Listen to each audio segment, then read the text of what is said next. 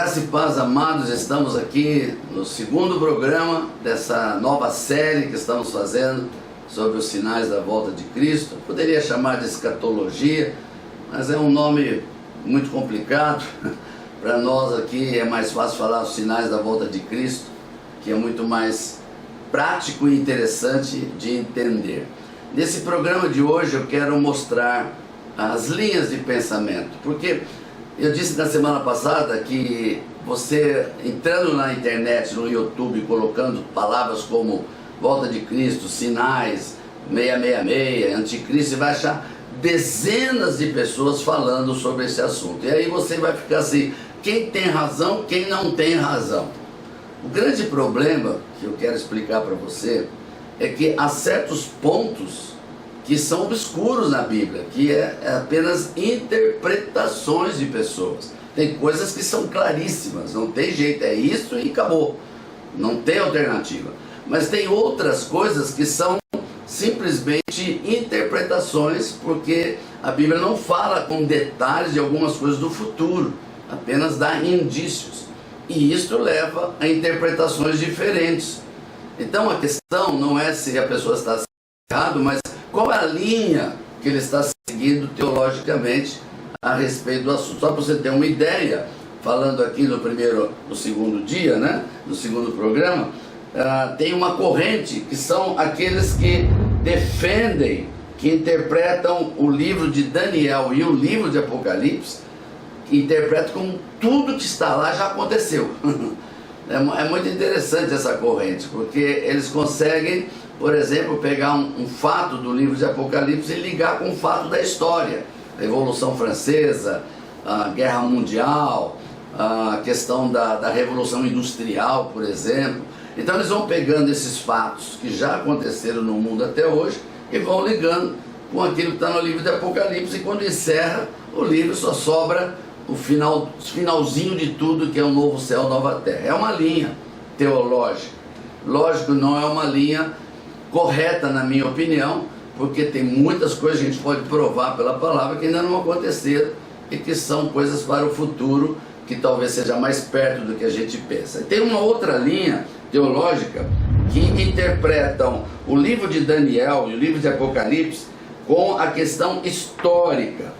Então eles pegam toda a história da humanidade e vão fazendo uma sequência junto com a palavra de Deus e tentam provar isso. Na verdade, essa linha teológica, eles já marcaram até a volta de Cristo em cima disso. Achei interessante isso, porque essa linha teológica levou pessoas, bom, já que os acontecimentos são esses, a linha é essa, então Jesus vai voltar. E já marcaram, uma das datas que eles marcaram foi em 1844. Essa foi uma das datas que eles marcaram a volta de Cristo. E de vez em quando aparece alguém marcando data, né? Se você lembrar, na virada do século, por exemplo, quando chegou no ano 2000, foi uma coisa extraordinária.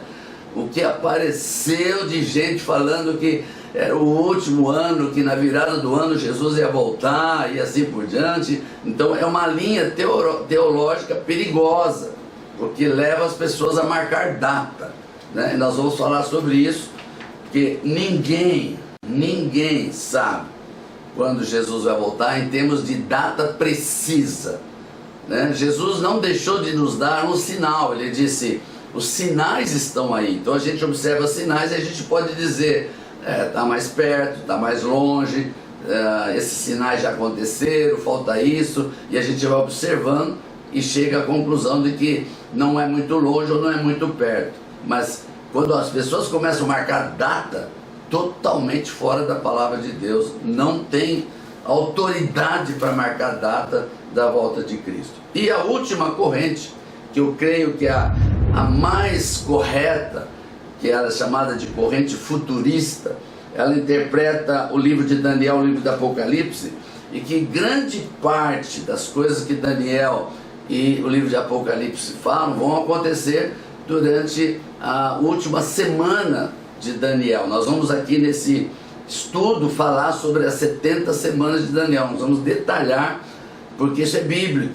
Talvez você não tenha visto ninguém falar sobre isso, mas nós vamos falar com detalhes sobre as 70 semanas de Daniel, e nós vamos ver que a última semana de Daniel, que é de 7 anos, muitos dos fatos vão acontecer ali. Então, não aconteceram, irão acontecer, e nós cremos nessa linha teológica. Lógico, muitos dos sinais já aconteceram. Eu vou mostrar na palavra de Deus quantos sinais já aconteceram e quais os sinais que não vão, que ainda não aconteceram. E outra coisa importante, nós cremos que esta invasão de Israel por Gog e Magog, conforme está profetizado em Ezequiel 38, que alguns já estão falando que essa guerra que vai ser agora, não, isso também é algo que não aconteceu ainda.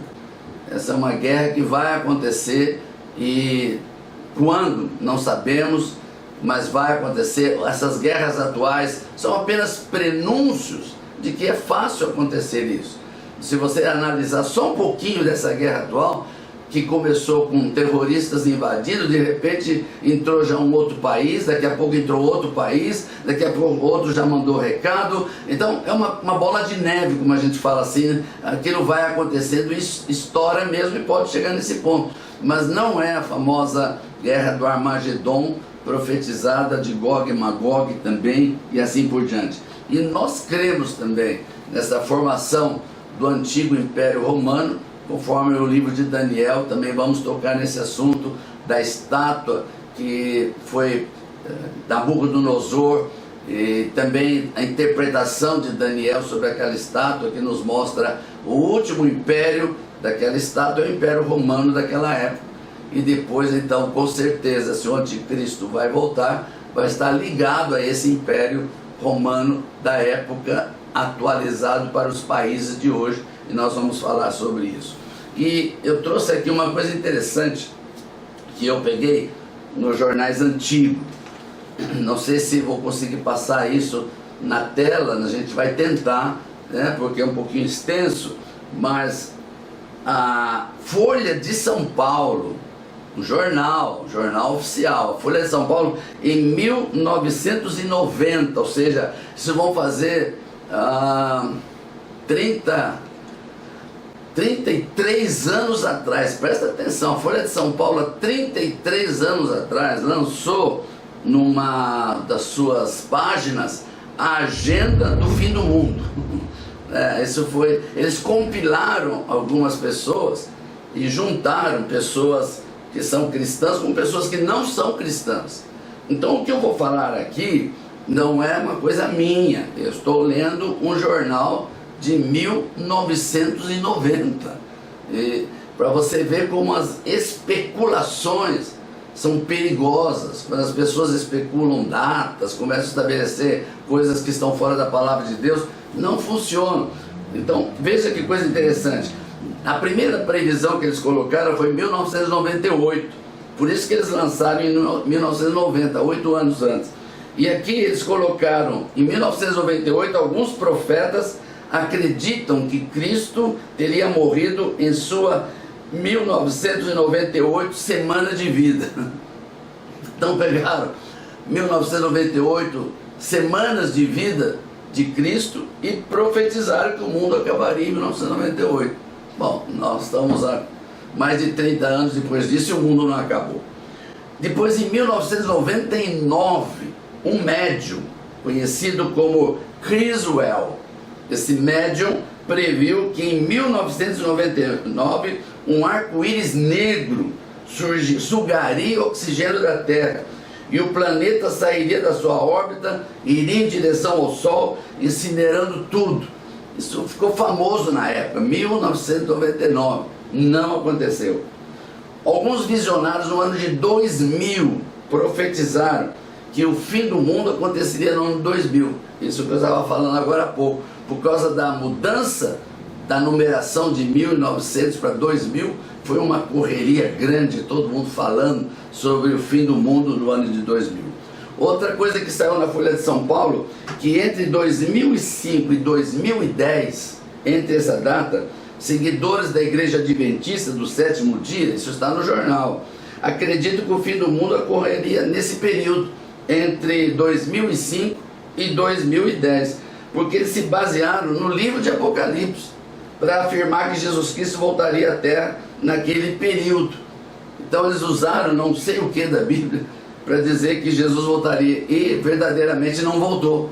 Nós já estamos em 2023 e não voltou. E continuando, século 21, os esotéricos dizem que a humanidade está em uma transição entre a idade de ferro e a idade de ouro. E essa transição mudaria o eixo de inclinação da Terra. E viria muitos terremotos, maremotos, a Terra seria descascada como se fosse uma laranja. E só se salvaria aqueles que estiverem aptos a residir nas cidades subterrâneas. E que no ano 2014 começava a Era de Aquário, então era essa época do fim. Isso está no jornal, não sou eu que estou falando, estou lendo aqui o jornal da Folha de São Paulo, falando que os esotéricos preveram isso e não aconteceu. Coisas terríveis. Depois mais duas aqui, em século 21 também, os mormons, baseados no livro de Apocalipse, acreditaram que o fim estava próximo, do século 21, né? Segundo eles, o fim se daria com a batalha de Agamenon, não de Armagedon, mas de Agamedon, que ocorreria entre os aliados de Israel e os inimigos de Israel. E a partir daí eles começaram a estabelecer datas, e também não aconteceu. E os dois últimos aqui, tem até a data, tremendo isso aqui. Algumas interpretações de Nostradamus, né? Que famoso, que muita gente crê nesse Nostradamus. Ele disse que Jesus voltaria na Páscoa, quando a Páscoa caísse em 25 de abril, deu até a data.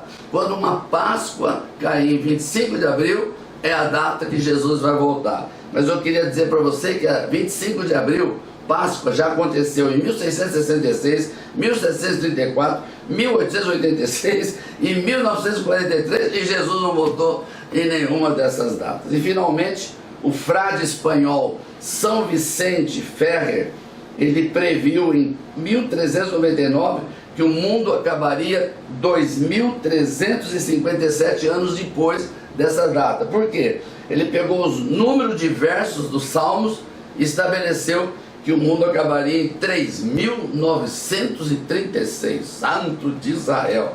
Eu acho que o mundo não aguenta até lá não, porque nós já estamos em 2023 e a coisa está muito ruim para a humanidade em todas as áreas, né? Nós estamos no período de maior expressão da ruindade do homem, conforme diz a palavra de Deus, que fala que nos últimos tempos o amor se esfriaria de quase todos. Nós vemos que as coisas acontecem e as pessoas ao redor não estão muito preocupadas com o ser humano.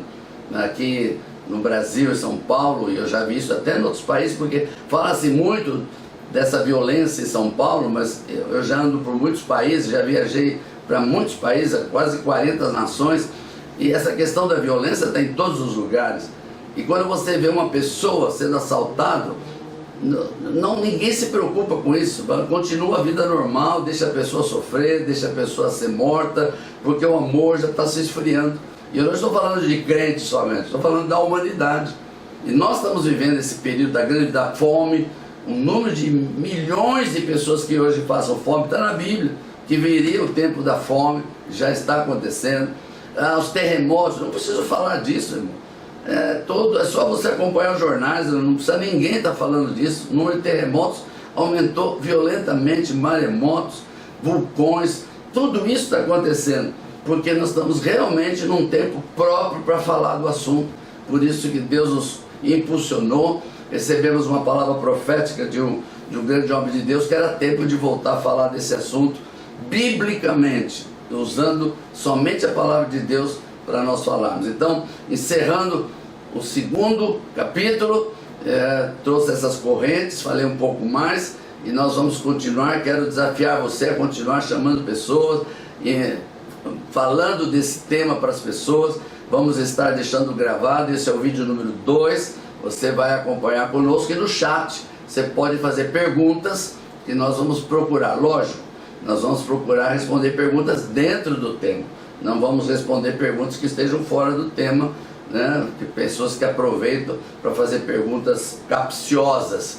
Nós vamos responder especificamente coisas dentro do tema. Quero te abençoar, quero declarar o melhor de Deus sobre a tua vida e conto com você para nos ajudar a divulgar esse programa em nome de Jesus. Amém e amém.